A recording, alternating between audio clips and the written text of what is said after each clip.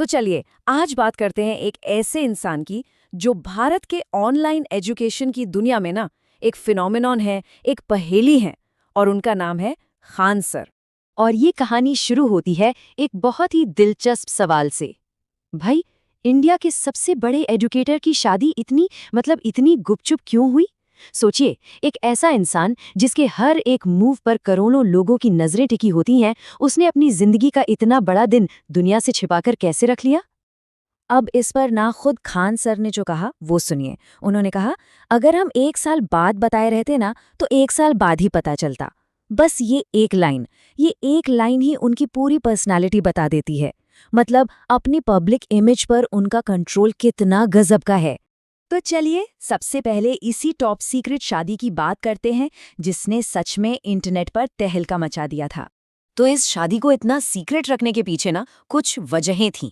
सबसे पहली और बड़ी वजह तो ये थी कि वो अपनी वाइफ की फैमिली पर एक बहुत बड़ी खर्चीली शादी का बोझ नहीं डालना चाहते थे। दूसरा, भाई जाहिर है वो ये भी नहीं चाहते थे कि उनका एक पर्सनल फैमिली फंक्शन मीडिया का सर्कस बन जाए। और हाँ, एक और इंटरेस्टिंग बात हुई, उनकी वाइफ ने अपनी शादी में पारंपरिक घूंघट पहनने का फैसला किया और ये बात भी पब्लिक में एक डिबेट का टॉपिक बन गई। ठीक है, ये तो हुई हाल की बात, लेकिन असली सवाल तो ये है कि ये खान सर आखिर खान सर बने कैसे? इस नाम के पीछे की कहानी क्या है?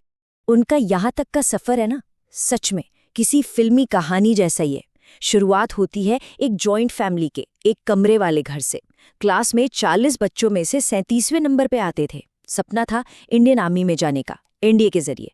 लेकिन किस्मत देखिए, आर्मी से रिजेक्शन मिल गया और कुछ समय के लिए तो वो बिल्कुल ही डायरेक्शनलेस हो गए। टीचिंग में आना तो बस एक इत्तेफाक था। हुआ ये कि एक दोस्त ने कहा कि यार मेरी 6 बच्चों की क्लास ले ले, और बस वहीं से शुरुआत हुई। और ये खान सर नाम, ये भी खुद का नहीं है। ये नाम उन्हें कोचिंग सेंटर के मालिक ने दिया था, जो उनकी पॉपुलैरिटी से थोड़ा डर गया था और उन्हें एक अलग ब्रांड बनाना चाहता था। जरा सोचिए, उनके सपनों और हकीकत में कितना बड़ा फासला था। एक तरफ ख्वाब था फौजी अफसर बनने का, एक अनुशासित जिंदगी, देश की सेवा, और दूसरी तरफ हकीकत क्या बनी? एक एक्सीडेंटल टीचर जो आज करोड़ों लोगों को पढ़ा रहा है, देश पर असर डाल रहा है। मतलब एक बने बनाए रास्ते को छोड़कर उन्होंने अपना रास्ता खुद बनाया।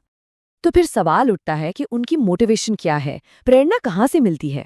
वो खुद ही बताते हैं, हम पढ़ाने में हमको कोई इंटरेस्ट नहीं है। हम पढ़ाते हैं बच्चों का मुंह देख के कि वो गरीब बच्चे हैं, फिर उनके लिए कोई नहीं लड़ेगा। ये बात एकदम साफ कर देती है कि उनका मिशन टीचिंग का शौक नहीं है, बल्कि उन गरीब स्टूडेंट्स के लिए खड़ा होना है जिनके लिए शायद कोई और नहीं लड़ता। और पता है, इसी सोच ने इंडिया के एजुकेशन सिस्टम में एक तरह की क्रांति ला दी। चलिए समझते हैं कैसे। जरा इस नंबर को देखिए, 200 रुपए, बस 200 रुपए। ये उनके 3 महीने के एक पूरे कोर्स की फीस है। सोचिए, इतनी कम कीमत पर क्वालिटी एजुकेशन देना, यही तो उनके मॉडल की सबसे बड़ी, सबसे अनोखी ताकत है। उनका एक बहुत फेमस कोट है कि शिक्षा वो शेरनी का दूध है, जो पिएगा वो दहाड़ेगा। उनके लिए एजुकेशन सिर्फ जानकारी का जरिया नहीं है, ये तो आम आदमी के हाथ में एक ऐसा हथियार है जिससे वो अपनी जिंदगी बदल सकता है, सशक्त हो सकता है। और अगर उनकी पहुंच की बात करें तो जरा आंकड़े देखिए। ऐप पर 15 मिलियन से ज्यादा लोग, रोजाना 50,000 से ज्यादा स्टूडेंट्स उनकी ऑफलाइन क्लास में आते हैं, और यूट्यूब पर तो करोड़ों व्यूअर्स हैं ही। ये सिर्फ एक चैनल या कोचिंग नहीं है, ये एक पूरा इकोसिस्टम है जो ऑनलाइन और ऑफलाइन दोनों दुनिया में बराबर फैला हुआ है। अब उनका जो पढ़ाने का तरीका है ना, वो भी एकदम हटके है। नंबर 1, वो कितने भी मुश्किल टॉपिक को एकदम सिंपल, हमारी आपकी रोज की जिंदगी की मिसालों से समझा देते हैं। नंबर 2, वो किताबी भाषा का इस्तेमाल नहीं करते, बल्कि आम बोलचाल की भाषा अपने देसी बिहारी अंदाज में पढ़ाते हैं। नंबर 3, वो स्टूडेंट से ये नहीं कहते कि तुम मेरे लेवल पर आओ, बल्कि वो खुद स्टूडेंट के लेवल पर उतरकर सिखाते हैं। और हाँ, नंबर 4 है अनुशासन। उनका मानना है कि फोकस बनाए रखने के लिए कभी-कभी थोड़ी सख्ती भी जरूरी होती है, और ये उनके मेथड का एक, कह सकते हैं, कंट्रोवर्शियल हिस्सा भी रहा है। लेकिन कहानी यहीं खत्म नहीं होती। खान सर सिर्फ एक टीचर नहीं है, वो एक बहुत पावरफुल आवाज भी हैं। और जब वो सामाजिक या राजनीतिक मुद्दों पर बोलते हैं तो उनकी राय अक्सर बेबाक और कई बार विवादित भी होती है। एक मिसाल देता हूँ, भारत का जो 2047 का डेवलपमेंट गोल है, उस पर वो सीधे सीधे कहते हैं ये सबसे बड़ा झूठ चीज है। 2025 में क्या चेंजिंग लाइएगा आप, ये बताइए। मतलब उनका फोकस एकदम क्लियर है, लंबे चौड़े वादे नहीं, बल्कि अभी आज क्या नतीजे मिल रहे हैं वो बताओ। क्राइम से निपटने के तरीकों पर तो उनकी राय और भी ज्यादा सख्त है। यूपी के सीएम योगी आदित्यनाथ के स्टाइल पर वो कहते हैं, गुंडा फसाद को गुंडाई फसाद की तरह ठीक करना चाहिए, मार दो बाद में देखा जाएगा। और जब बात उनके अपने राज्य बिहार की आती है, तो उनका एनालिसिस है कि वहाँ बड़ा क्राइम नहीं है, लिचड़ाई टाइप का है। मतलब उनके हिसाब से प्रॉब्लम बड़े ऑर्गेनाइज्ड क्राइम की नहीं, बल्कि छोटी मोटी गुंडागर्दी और छेड़छाड़ की ज्यादा है।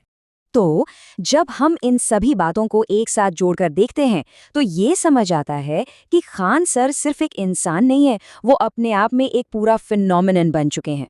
तो आखिर उनकी विरासत क्या है? सबसे पहले तो उन्होंने अच्छी एजुकेशन को हर गरीब इंसान की पहुंच में ला दिया, एकदम सस्ता और सुलभ। उन्होंने लाखों ऐसे युवाओं को हिम्मत दी जो शायद सपने देखना भी छोड़ चुके थे। वो देश के बड़े से बड़े मुद्दों पर एक पावरफुल और अनफिल्टर्ड आवाज बनकर उभरे हैं। उनकी कहानी ये दिखाती है कि कैसे टेक्नोलॉजी और लोगों से सीधा कनेक्शन एजुकेशन की पूरी तस्वीर बदल सकता है। और हाँ, वो महंगे कोचिंग इंडस्ट्री के लिए यकीनन एक बहुत बड़ी चुनौती है। और आखिर में एक सवाल जरूर उठता है, खान सर का इतना बड़ा फिनोमेनन बन जाना इंडिया में एजुकेशन और इन्फ्लुएंस के भविष्य के बारे में हमें क्या बताता है?